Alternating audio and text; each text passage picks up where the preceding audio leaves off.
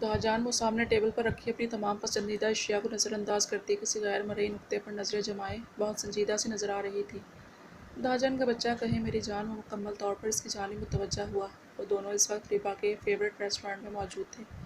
وعدے کے مطابق وہ ریبا کو آج اس کی ڈیٹ پر لے آیا تھا۔ تمام ڈشز اس کی پسند کے مطابق آرڈر کی تھی۔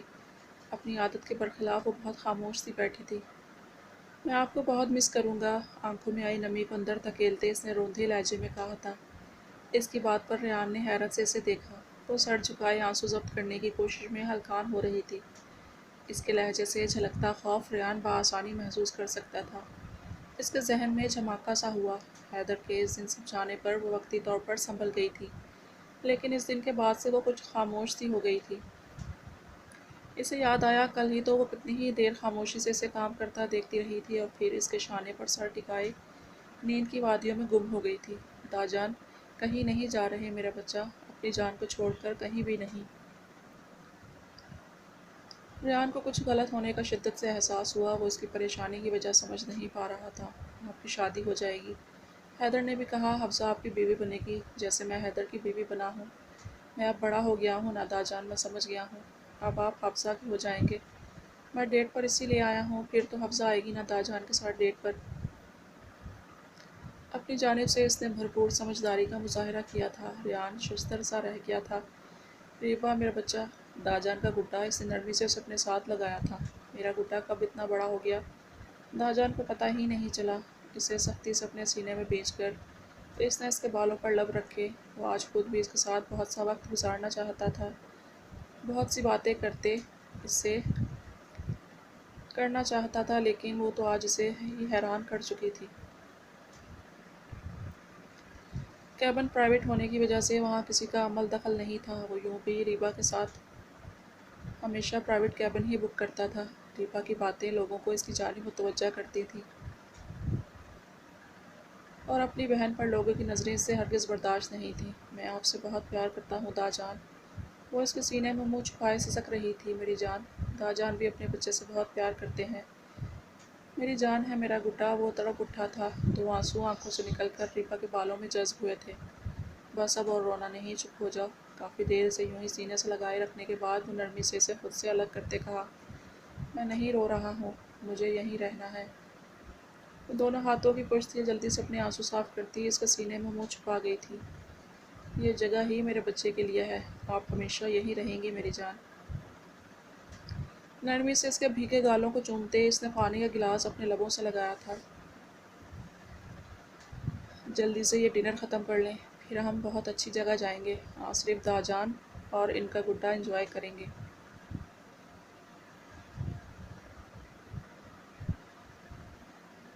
اسپون میں فرائیڈ رائس بھر کر اس کے منہ میں ڈالے تھے۔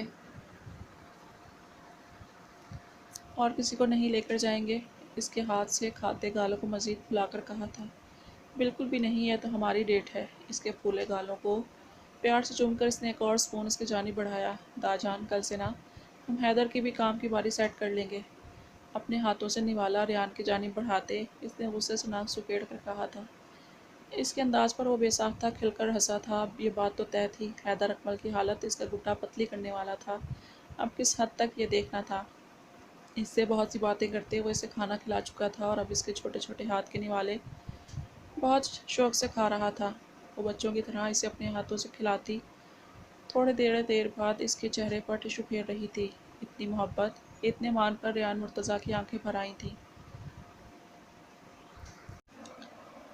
کھانے کے بعد وہ آئس کریم لے کر گاڑی میں ہی آ گئے تھے۔ ریبا بچے، آج داجان نے اپنے گڈے سے بہت ساری اہم باتیں کرنی ہیں، سمجھ رہا ہے میرا بچہ؟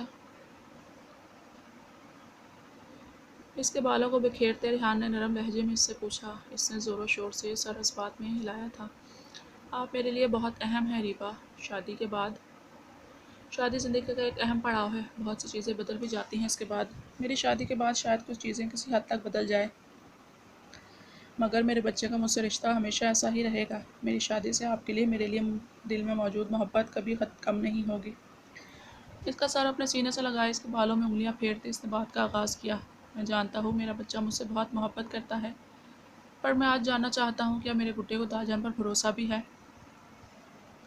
اس کے سر کو اپنی گود میں رکھتے اس کی پیشانی چومتے وہ سوالیہ نظروں سے اس کی جانب دیکھ رہا تھا۔ جواب وہ دونوں ہی جانتے تھے، لیکن آج وہ اپنے گڈے سے ہر بات کا اقرار کروانے کا ارادہ رکھتا تھا۔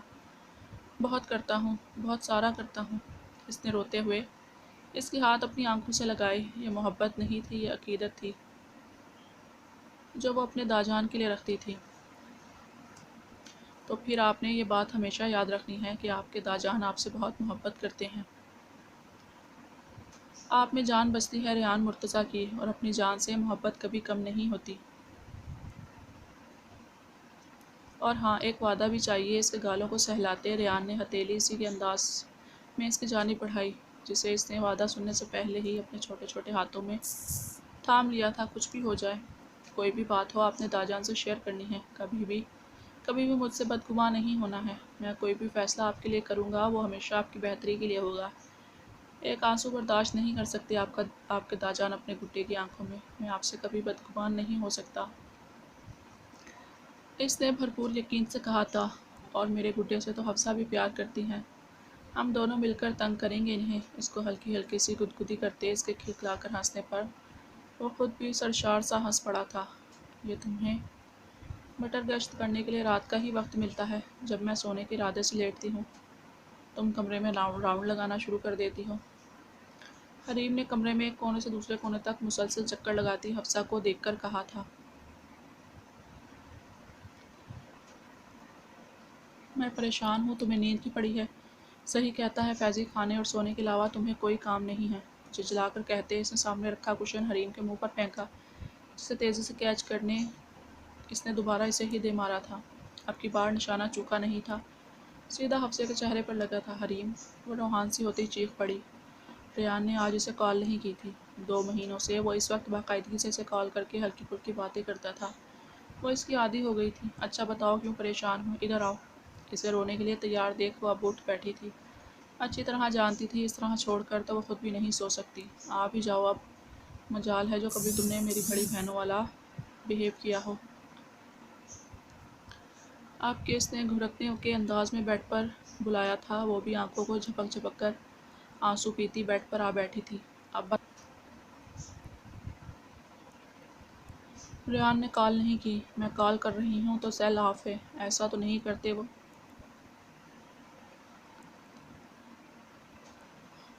خود کو بامشکل رونے سے باز رکھے رک رک کر کہتی وہ حریم کو ہنسنے پر مجبور کر گئی تھی۔ تو پھر میری بہن تم سو جاؤ، کیونکہ ریان بھیا تو آج ڈیٹ پر گئے ہیں، مشکل ہے تمہیں کال کرے۔ شرارت سے اسے دیکھتے اس نے سنجیدہ سے انداز میں کہا تھا۔ ڈیٹ پر؟ تمہیں کیسے پتا؟ حفصہ کی تو سانسیں ہی اٹک گئی تھی۔ ہاں بھائی ڈیٹ پر، کیا بتاؤں تمہیں کتنی خوبصورت لڑکی کے ساتھ گئے ہیں۔ مسکراہٹ دبا کر کہتی حفصہ کو انگاروں پر چھوڑ کر خود ہاتھ جھاڑ کر وہ بیڈ پر لیٹ گئی تھی۔ بہت خوبصورت ہے، وہ بڑبڑائی تھی۔ اٹھو اٹھو، اٹھ کر بیٹھو اور مجھے بتاؤ وہ کتنی خوبصورت ہے۔ ریان ایسا کیسے کر سکتے ہیں، میں بھی تو خوبصورت ہوں۔ بہت ضبط کر کے آنسوؤں کو روکتی وہ کھینچ کر حریم کو بٹھا چکی تھی، ساتھ ہی شیشے پر نظر آتے اپنے عکس کو دیکھا۔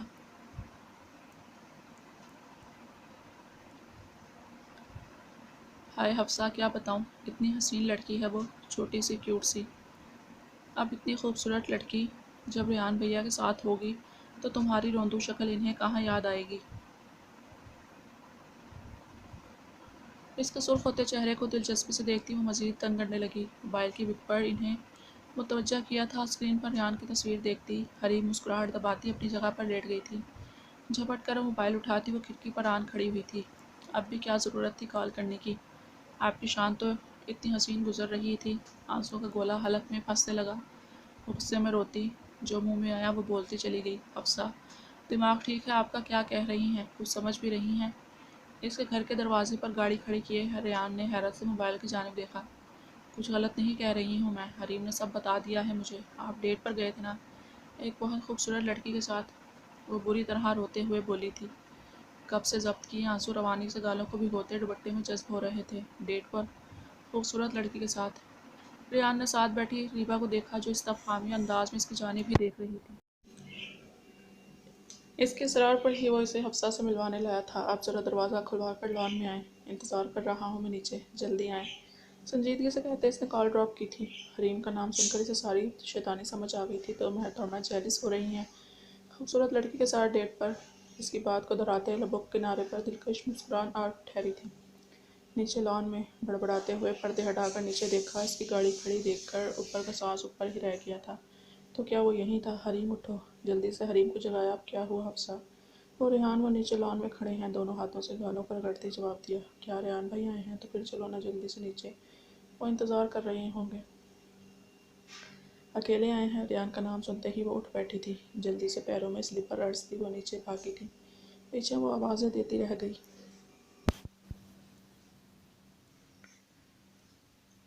لان خالی دیکھ کر اس نے ادھر ادھر نگاہ گھمائی تھی، ریحان یا حریم میں سے کوئی بھی وہاں موجود نہیں تھا۔ دونوں ہاتھوں سے گالوں کو رگڑتی، آج میں بالکل نہیں ڈروں گی، جواب طلب کروں گی میں ان سے۔ بیوی ہوں میں، 2 دن بعد شادی ہے ہماری، اور پتہ نہیں کس کس کو ڈیٹ پر لے کے جا رہے ہیں، مجھے تو ہمیشہ ڈانٹتے رہتے ہیں۔ لان میں سے موجود نہیں پا کر ادھر سے ادھر چکر لگاتی اور خود کو باور کر رہی تھی۔ قدرے اندھیرے میں کھڑے ریحان نے دلچسپی سے اپنی بیوی کے بہادری کے مناظر دیکھے۔ بالکل ڈرنا بھی نہیں چاہیے، کھڑا ہوں میں سامنے، جواب دوں آپ کو، کریں جواب طلب، اپنے مخصوص سنجیدہ لہجے میں کہتے ہوئے بالکل اس کے پیچھے آ کھڑا ہوا۔ آپ کو اس کی پرفیوم کی خوشبو اپنے اطراف محسوس کرتی وہ ہکلائی تھی۔ کچھ دیر پہلے بہادری کے سارے اسباق ذہن کے پردوں سے ایک دم غائب ہو گئے تھے۔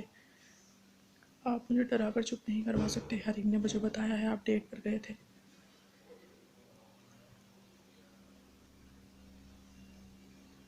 ایک بہت خوبصورت لڑکی کے ساتھ، میں نے کتنا انتظار کیا آپ کی کال کا، میری کال بھی آپ نے اٹینڈ نہیں کی۔ میں بھی تو خوبصورت ہوں نا؟ بری طرح روتی اس کے سامنے کھڑی ہچکیوں کے درمیان اس کی شکایت کر رہی تھی، ساتھ ہی اپنے خوبصورت ہونے کی تصدیق بھی چاہیے۔ ریحان نے دلچسپی سے دیکھا، خالص بیوی والے انداز میں اس سے لڑتی وہ اسے کافی اپنی اپنی سے لگ رہی تھی۔ بالکل، آپ تو بہت خوبصورت ہیں۔ گہری نظروں سے اس کی جانب دیکھتے قریب کرنا چاہا، وہ روتی ہوئی پیچھے ہٹی تھی۔ سبز رنگ کے سادہ سے جوڑے میں پرنٹڈ دوپٹہ شانوں پر ڈالے، لمبے بالوں کی بریڈ بنائے جس میں سے بہت سے بال نکل کر اس کے چہرے پر آ رہے تھے، ناک میں اس کی دی گئی نتنی پہنے وہ واقعی بہت پیاری لگ رہی تھی۔ ہاں میں ہوں، پھر آپ کیوں گئے کسی اور لڑکی کے ساتھ؟ مجھے کال بھی نہیں کی۔ آپ کہیں گے تو اور پیاری ہو جاؤں گی، جیسی آپ کو پسند ہوں۔ مجھے اتنا درد ہوا جب آپ کے کہنے پر ناک چدوائی تھی نا میں نے، اور یہ بھی بناتی ہوں کیونکہ یہ آپ کو پسند ہے۔ آپ پھر بھی روتے ہوئے کہتی اپنی سرخوتی ناک پر اس کی توجہ دلائی، ساتھ ہی بریڈ میں بنے بالوں کی جانب اشارہ کرتی وہ خود ہی کچھ نزدیک آ گئی تھی۔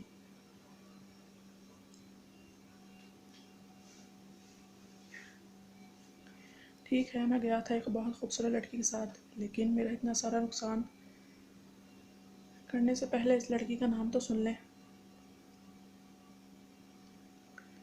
اپنی جانب کرتے اس کا رخ نرمی سے اس کے آنسوں کو چنتے اس نے نرم لہجے میں کہا تھا، نہیں سننا مجھے۔ وہ مسلسل اس کی گرفت میں مچل رہی تھی۔ میں اپنے گڈے کے ساتھ گیا تھا ڈیٹ پر، میری بیوقوف بیوی۔ اس کی نتنی کو ہلکا سا کھینچتے اس نے مسکراتے لہجے میں کہا تھا۔ ریبا کے ساتھ، سرسراتی آواز میں اس کی جانب دیکھے بغیر سوال کیا۔ جی ریبا ہی وہ خوبصورت لڑکی ہے جس سے آپ پچھلے 1 گھنٹے سے بری طرح جیلس ہو رہی ہیں؟ اس کی حالت سے محسوس ہوتے ریحان نے دلچسپی سے اسے دیکھا، جو اب مسلسل اپنے پیروں کو کھولتی ہونٹ چبا رہی تھی۔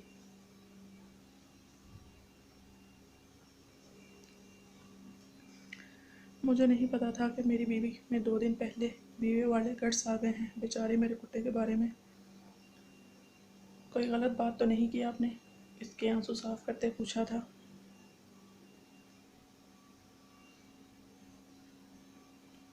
حفصہ کو وہ تمام بددعائیں یاد آئیں جو اس نے دل ہی دل میں اس خوبصورت لڑکی کے لیے کی تھیں۔